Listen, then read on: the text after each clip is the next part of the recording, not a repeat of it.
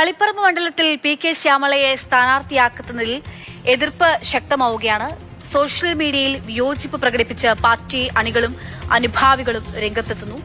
Felix വിവരങ്ങളുമായിട്ടുണ്ട്. Felix, P K. Shyamala എന്ന് പറയുന്നത് എം.വി. ഗോവിന്ദന്റെ ഭാര്യ എന്നുള്ള അർത്ഥത്തിൽ മാത്രമാണോ ഇപ്പോൾ ഈ ഇതുണ്ടാകുന്നത്? നമുക്ക് പി.കെ. ശ്യാമള എന്നുള്ള പേരറിയുന്ന ആന്തൂർ നഗരസഭയിൽ ഉണ്ടായിട്ടുള്ള വിവാദവുമായി ബന്ധപ്പെട്ടാണ് ഉയർന്നു വന്നത്. പക്ഷേ മഹിളാ പ്രസ്ഥാനത്തിൽ ഉൾപ്പെടെ നേതൃത്വം വഹിക്കുക, ആ തരത്തിൽ പ്രവർത്തിക്കുകയൊക്കെ ചെയ്യുന്ന ഒരാളാണ്. എന്താണ് വിയോജിപ്പുകൾക്ക് പിന്നിൽ? തളിപ്പറമ്പ് മണ്ഡലത്തിൽ പി.കെ. ശ്യാമളയെ സ്ഥാനാർത്ഥിയാക്കാൻ ഇന്ന് ചേർന്ന ജില്ലാ സെക്രട്ടേറിയറ്റ് യോഗമാണ് അന്തിമ തീരുമാനമെടുത്തത്. ഈ വിഷയത്തിൽ പി.കെ. ശ്യാമള എം.വി. ഗോവിന്ദന്റെ ഭാര്യ മാത്രമല്ല, ജനാധിപത്യ മഹിളാ അസോസിയേഷന്റെ കണ്ണൂർ ജില്ലാ സെക്രട്ടറിയും സംസ്ഥാന ജോയിന്റ് സെക്രട്ടറിയുമാണ്. എന്നാൽ സമൂഹ മാധ്യമങ്ങളിൽ CPM-നെ അനുകൂലിക്കുന്നവർ പ്രധാനമായും ചൂണ്ടിക്കാട്ടുന്നത് പി.കെ. ശ്യാമളയുടെ സ്ഥാനാർത്ഥിത്വം ജയസാധ്യതയെ ബാധിക്കുമെന്നതാണ്. CPM-ന് വലിയ ശക്തിയുള്ള ഒരു മണ്ഡലമാണ് തളിപ്പറമ്പ്. ആ ഒരു ഇടത്ത് ജനസ്വീകാര്യതയുള്ള ഒരു നേതാവിനെ വേണം ഈ സ്ഥാനാർത്ഥിയാക്കാൻ. പാർട്ടി അണികളുമായുള്ള ആത്മബന്ധവുമാണ് ഏറ്റവും പ്രധാനം. പക്ഷേ ഇതൊക്കെ നോക്കുമ്പോൾ നിലവിലെ സ്ഥാനാർത്ഥി എന്ന രീതിയിൽ പി.കെ. ശ്യാമളയുടെ സ്ഥാനാർത്ഥിത്വത്തിന് ഒരു പുനർചിന്തനം അർഹിക്കുന്നുണ്ട് എന്നതാണ് ഈ അണികൾ പ്രധാനമായും സമൂഹ മാധ്യമങ്ങളിൽ ചൂണ്ടിക്കാട്ടുന്നത്. നിലവിലെ സ്ഥാനാർത്ഥി ചുരുക്കി പറഞ്ഞാല് ഗോവിന്ദനെ മാത്രം സഹിച്ചാ പോരാ, ആരെ കൂടി സഹിക്കണം? ഗോവിന്ദന്റെ അച്ചിയെ കൂടി കേരളം സഹിക്കണം എന്നാണ് ഇപ്പൊ പറയുന്നത്. നിങ്ങളൊന്ന് ആലോചിച്ച് നോക്കി, എന്തൊരു ഗതികേടാണിത്. നമ്മുടേതല്ല കേട്ടോ, സഖാക്കളുടെ ഗതികേടാണ് ഞാൻ പറയുന്നത്. കെട്ടിയോനെ സഹിച്ചു, കെട്ടിയോൻ ഇങ്ങനെ അങ്ങനെ അങ്ങനെ അങ്ങനെ അരിശം പൂണ്ട്, കെട്ടിയോന്റെ വർത്താനൊക്കെ നിങ്ങൾ കേൾക്കുന്നുണ്ടല്ലോ ഗോവിന്ദന്റെ. അപ്പോൾ ഗോവിന്ദൻ ഇപ്രാവശ്യം മത്സരിക്കുന്നില്ല. പകരം ആരെ മത്സരിപ്പിക്കണം എന്നാ പറയുന്നത്? തൻ്റെ ഭാര്യയെ മത്സരിപ്പിക്കണം എന്നാ പറയുന്നത്. ആരാണ് ഭാര്യ? ഭാര്യ ഈ പറയുന്ന എല്ലാ സകലമാന ഉഡായിപ്പിൻ്റെയും ഒരു നേർരൂപമാണ്, നേർചിത്രമാണ് ഈ പി.കെ. ശ്യാമള എന്ന് പറയുന്ന എം.വി. ഗോവിന്ദൻ്റെ ഭാര്യ എന്ന് പറയുന്നത്, അല്ലേ? ഈ എം.വി. ഗോവിന്ദൻ്റെ ഭാര്യ പി.കെ. ശ്യാമളയെ നമ്മൾ അറിഞ്ഞു തുടങ്ങുന്ന എവിടെ മുതലാ? ആന്തൂരിലെ സാജനെ ഓർക്കുന്നുണ്ടോ? ആ സാജനുമായി ബന്ധപ്പെട്ട വിവാദം മുതലാണ് പി.കെ. ശ്യാമളയെ ചർച്ച ചെയ്തു തുടങ്ങുന്നത്. പിന്നീട് അങ്ങോട്ട് നമ്മൾ പിന്നെ മറ്റൊരു ഇടത്ത് കണ്ടു. എവിടെ? ADM നവീൻ ബാബുവിൻ്റെ മരണവുമായി ബന്ധപ്പെട്ട് ജയിലിൽ പോയ പി ദിവ്യയെ ജയിൽ കവാടത്തിൻ്റെ അടുത്ത് സ്വീകരിക്കാൻ മാലയുമായി തയ്യാറായി നിൽക്കുന്ന പി.കെ. ശ്യാമളയെ നമ്മൾ കണ്ടു. മനസ്സിലായില്ലേ? അപ്പോൾ ഈ പി.കെ. ശ്യാമളയാണ് തളിപ്പറമ്പിൽ മത്സരിപ്പിക്കണമെന്ന് ആര് പറഞ്ഞിരിക്കുന്നത്? ഗോവിന്ദൻ പറഞ്ഞിരിക്കുന്നത്. ഗോവിന്ദൻ പറയാതെ ഇതൊക്കെ ആരെങ്കിലും കേൾക്കുമോ? കോൺഗ്രസിലെത്തുമ്പോൾ മാത്രമേ അവിടെ എന്തുള്ളൂ? കുടുംബവാഴ്ചയുള്ളൂ, അല്ലേ?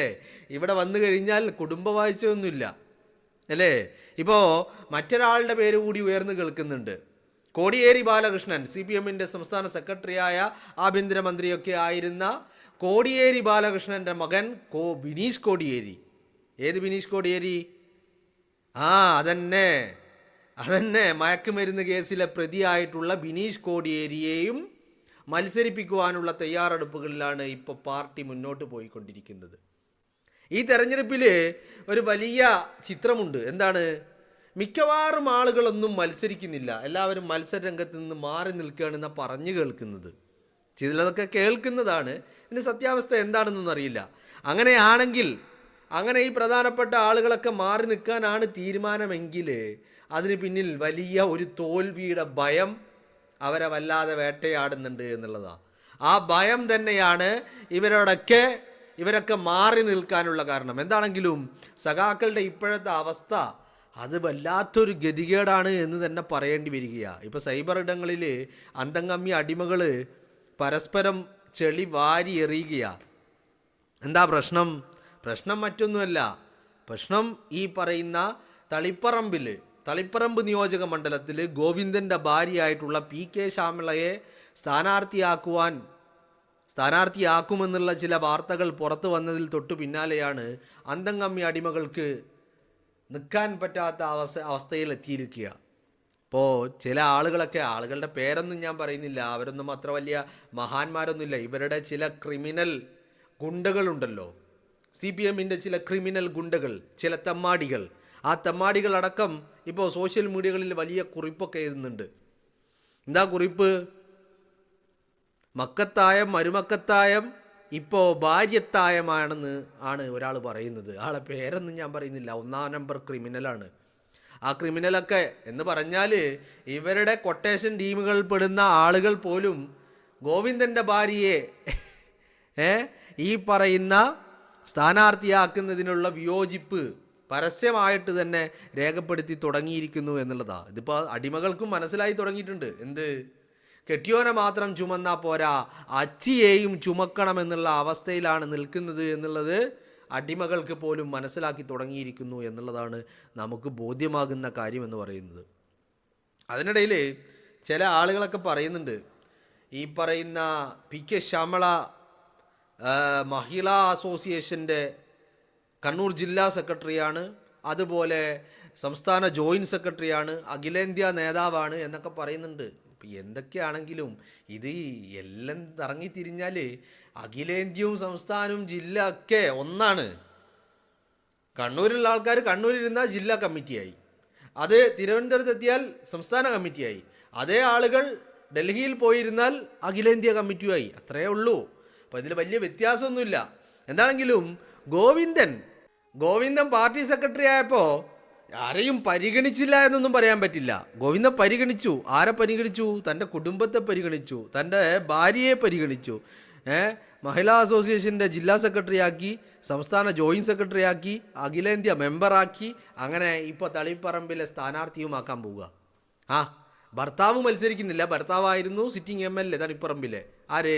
ഗോവിന്ദൻ, AI ഗോവിന്ദൻ, MV ഗോവിന്ദൻ അല്ല കേട്ടോ, AI ഗോവിന്ദൻ. ഈ ഗോവിന്ദൻ ഇപ്പോൾ മത്സരിക്കുന്നില്ല എന്നാണ് പറയുന്നത്. അതുകൊണ്ട് ഗോവിന്ദൻ മത്സരിക്കില്ല, പക്ഷേ എന്താക്കും, ഭാര്യയെ മത്സരിപ്പിക്കും. വീട്ടിൽ നിന്ന് ഒരാൾ MLA ബോർഡ് വെച്ച കാറിൽ ഉണ്ടാവണം, മനസ്സിലായില്ലേ? ആ വീട്ടിൽ നിന്നുള്ള ഒരാളാണ് ഭാര്യയെയാണ് തളിപ്പറമ്പിലെ സ്ഥാനാർത്ഥിയാക്കുന്നത്. ഇപ്പോൾ ഇതുപോലെ മറ്റു പലരെയും ആക്കുന്നുണ്ട്. കോടിയേരി സഖാവിൻ്റെ മകൻ ബിനീഷ് കോടിയേരി എന്താ പാർട്ടി പ്രവർത്തനത്തിൽ എന്താ വലിയ പാരമ്പര്യമൊന്നുമില്ല. കുറേ കാലം മയക്കുമരുന്ന് കച്ചവടവും മയക്കുമരുന്ന് കടത്തും മയക്കുമരുന്ന് ഉപയോഗവും അതിൻ്റെ വിൽപ്പനയും ഒക്കെ ആയിരുന്നു ജോലി.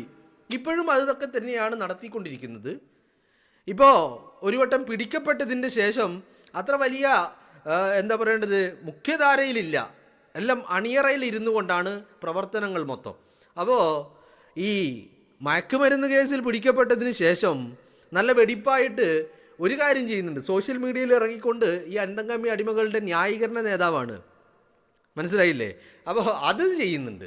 അല്ല, പാർട്ടിക്ക് വേണ്ടി എന്തെങ്കിലും പ്രവർത്തനങ്ങൾ ചെയ്യുന്നുണ്ടോ? അതൊന്നുമില്ല. സിനിമയിലായിരുന്നു, ഇപ്പോൾ സിനിമയിൽ ചാൻസ് ഒന്നുമില്ല, എവിടെയും കിട്ടുന്നില്ല. മുഖം കാണിക്കാൻ പോലും ഒരവസരം എവിടെയും കിട്ടുന്നില്ല. പണ്ടും ഇതുപോലെ എവിടെയെങ്കിലുമൊക്കെ ചെറുതായിട്ട് മുഖം കാണിക്കുകയൊക്കെ ചെയ്യായിരുന്നു, ഇപ്പോൾ അതും കിട്ടുന്നില്ല. അതാണ് ഇപ്പോഴത്തെ അവസ്ഥ.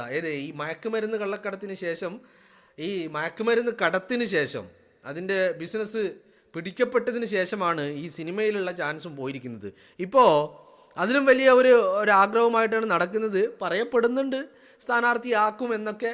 കാണാം നമുക്ക്.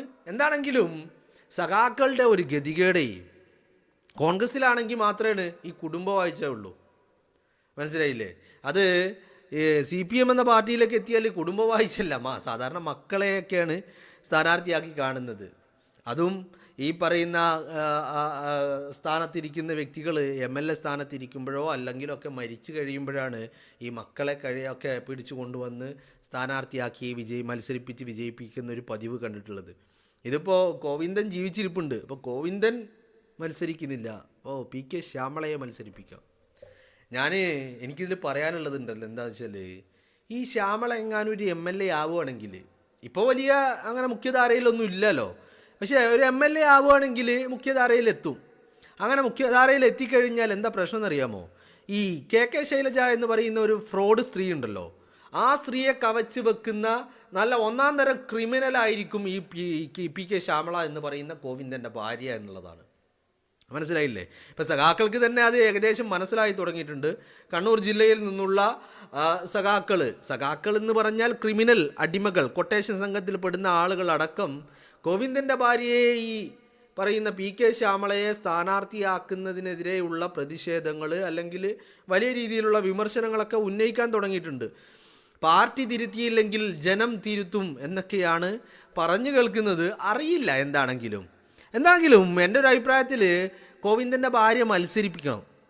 എന്നിട്ട് ഈ തോറ്റ് കഴിയുമ്പോൾ ഗോവിന്ദൻ ഒരു ഫിലോസഫി പറയുമല്ലോ, ഒരു പ്രത്യയശാസ്ത്ര തത്വം പറയും. ആര്? ഗോവിന്ദൻ. ആ ഗോവിന്ദൻ അത് പറയാൻ ഭയങ്കര മിടുക്കനാ. ഗോവിന്ദൻ എന്താ പറയുന്നത് എന്ന് ഒരാൾക്കും മനസ്സിലാവില്ല കേൾക്കുന്നത്. മനസ്സിലായില്ലേ? ഗോവിന്ദൻ തന്നെ അത് അറിയുന്നത് കൊണ്ട് ഗോവിന്ദൻ്റെ സംസാരങ്ങൾ നിങ്ങൾ കേട്ടു നോക്ക്. ഗോവിന്ദൻ പറഞ്ഞ കാര്യങ്ങൾ തന്നെ രണ്ടാമത് അതേ കാര്യം മനസ്സിലായില്ലെങ്കിൽ ഒന്നുകൂടി പറയാം എന്ന് പറഞ്ഞുകൊണ്ട് റിപ്പീറ്റ് ചെയ്ത് പറയുന്നത് നമുക്ക് കാണാൻ പറ്റും. എന്ന് രണ്ടാമത് പറഞ്ഞാലും മനസ്സിലാകുമോ? മനസ്സിലാവില്ല. പക്ഷേ എനിക്ക് മനസ്സിലാവാത്തത് ഗോവിന്ദന് ഈ വക വാക്കുകളൊക്കെ എവിടുന്നാ കിട്ടുന്നത് എന്നുള്ളതാ. മനസ്സിലായില്ലേ? ഗോവിന്ദന് ഇത് എങ്ങനെ കിട്ടുന്നു എന്നുള്ളത് എൻ്റെ ഒരു മനസ്സിലേക്ക് എപ്പോഴും ചിന്തയായി വരാറുണ്ട്. അപ്പം ഞാനും കാത്തിരിക്കുന്നത് ശ്യാമള മത്സരിക്കണം, എന്നിട്ട് തളിപ്പറമ്പിൽ സഖാക്കൾ തന്നെ ശ്യാമളയെ തോൽപ്പിക്കും വേണം. ഇത് കഴിയുമ്പോൾ ഗോവിന്ദൻ്റെ ഒരു പത്രസമ്മേളനം ഉണ്ടാവും. ആ പത്രസമ്മേളനത്തിൽ ഗോവിന്ദനോട് ചോദിക്കും, ഭാര്യ തോറ്റല്ലോ എന്ന് ചോദിക്കും. അപ്പോൾ ഗോവിന്ദൻ ഒരു മറുപടി പറയാറുണ്ട്. എഐയെ കവച്ച് വെക്കുന്നൊരു മറുപടി ആയിരിക്കും ഗോവിന്ദൻ്റെ. ആർട്ടിഫിഷ്യൽ ഇൻ്റലിജൻസ് വിചാരിച്ചാൽ പോലും ഗോവിന്ദൻ നിരത്തുന്ന പ്രത്യയശാസ്ത്രവാദങ്ങൾക്ക് സമാനമായ അല്ലെങ്കിൽ അതിനെ മറികടക്കുന്ന രീതിയിലുള്ള വാക്കുകൾ നമുക്ക് തരാൻ കഴിയില്ല എന്നുള്ളതാണ്. അപ്പം ഞാൻ അതിനു വേണ്ടി കട്ട വെയിറ്റിംഗാണ്. സഖാക്കൾ എന്താണെങ്കിലും ഒരു കാര്യം തീരുമാനിച്ചിട്ടുണ്ട്. ഗോവിന്ദൻ ഭാര്യയെ മത്സരിപ്പിക്കുകയാണെങ്കിൽ ഗോവിന്ദനെ ഭാര്യയെ തോൽപ്പിക്കും. പിന്നെ ഇവിടെ വേറൊരു കാര്യമുണ്ട് കേട്ടോ, ഇത് ഇവരുടെ സ്ഥിരം പരിപാടിയാണ്. എന്ത്? ആദ്യം ഇവരൊക്കെ പറയും, ഇവരുടെ പ്രധാനപ്പെട്ട ആളുകൾ, ഞങ്ങൾ മത്സരിക്കൊന്നുമില്ല എന്ന്. എന്നിട്ട് ഇവരെന്നെ ആൾക്കാരെ വെച്ചിട്ടൊരു പ്രകടനം നടത്തിക്കും. എന്താ ആ പ്രകടനത്തിൽ ആവശ്യം? ഇന്ന ആൾ മത്സരിക്കണമെന്ന്. കഴിഞ്ഞ തെരഞ്ഞെടുപ്പ് 2021 തെരഞ്ഞെടുപ്പിൽ നമ്മൾ അങ്ങനെ 1-2 സ്ഥലത്ത് അത്തരത്തിലുള്ള പ്രകടനങ്ങൾ കണ്ടിന്. എന്നിട്ട് ആ പ്രകടനത്തിൽ പറയുന്ന ആളെ സ്ഥാനാർത്ഥിയാക്കും. അപ്പോൾ ഇതൊരു ഗോവിന്ദൻ്റെ ഒരു മറ്റൊരു ഐഡിയ. ഗോവിന്ദന് മത്സരിക്കാൻ പറ്റൂല എന്നുള്ളത് പാർട്ടിയുടെ തീരുമാനമാണ്. അപ്പോൾ പാർട്ടി അങ്ങനെ തീരുമാനിക്കുമ്പോൾ ഗോവിന്ദന് എന്താ ചെയ്യേണ്ടത്? ഗോവിന്ദൻ കരുതി ഒരു നാടകം കളിക്കുക. ആദ്യം ഭാര്യയെ മത്സരിപ്പിക്കാം എന്നുള്ള ഒരു ഐഡിയ ഇറക്കുക. അപ്പോൾ അതിന് എതിരഭിപ്രായങ്ങൾ വരും, വിമർശനങ്ങൾ വരും. അപ്പോൾ എന്താക്കുക? ഈ പറയുന്ന തൻ്റെ അടുത്ത അനുയായികളായിട്ടുള്ള നല്ല ഒന്നാം തരം തീട്ടം തിന്ന അടിമകളെ കൊണ്ട് ഒരു പ്രകടനം നടത്തിപ്പിക്കുക. ആ പ്രകടനത്തിൽ ഗോവിന്ദൻ മത്സരിക്കണമെന്നുള്ള ആവശ്യം ഉന്നയിപ്പിക്കുക. എന്നിട്ട് അത് ജനങ്ങൾ ആവശ്യപ്പെട്ടതിന് പ്രകാരം ഗോവിന്ദൻ മത്സരിക്കുന്നു എന്നുള്ള ഒരു പ്രതീതി ഉണ്ടാക്കിക്കൊണ്ട് സ്ഥാനാർത്ഥിയാവുക. അപ്പോൾ ഗോവിന്ദൻ എന്തിനാ അങ്ങനെയൊക്കെ ഒരു നാടകം കളിക്കുന്നത്? ഇത് നാടകം കളിക്കുന്നത് പറഞ്ഞാൽ ഒരു തോൽവി മുന്നിൽ കാണുന്നുണ്ട്. അപ്പോൾ ആ തോൽവി മുന്നിൽ കാണുമ്പോൾ അതിൽ നിന്ന് രക്ഷപ്പെടാൻ ഇത്തരത്തിൽ പ്രകടനം നടത്തി അങ്ങനെ ഒരു സിമ്പതി ക്രിയേറ്റ് ചെയ്ത് അതിലൂടെ 4 വോട്ട് ഉണ്ടാക്കാൻ പറ്റുമോ എന്നുള്ള ശ്രമമാണ് നടത്തിക്കൊണ്ടിരിക്കുന്നത്. എന്താണെങ്കിലും ഗോവിന്ദൻ്റെ ഭാര്യയെ, ഈ പറയുന്ന PK ശ്യാമളയെ സ്ഥാനാർത്ഥിയാക്കുവാനുള്ള ചർച്ചകൾ എന്താണെങ്കിലും വലിയ വിമർശനങ്ങൾക്കാണ് വഴിവെച്ചിരിക്കുന്നത് എന്നുള്ളതാണ് മനസ്സിലാക്കാൻ സാധിക്കുന്നത്.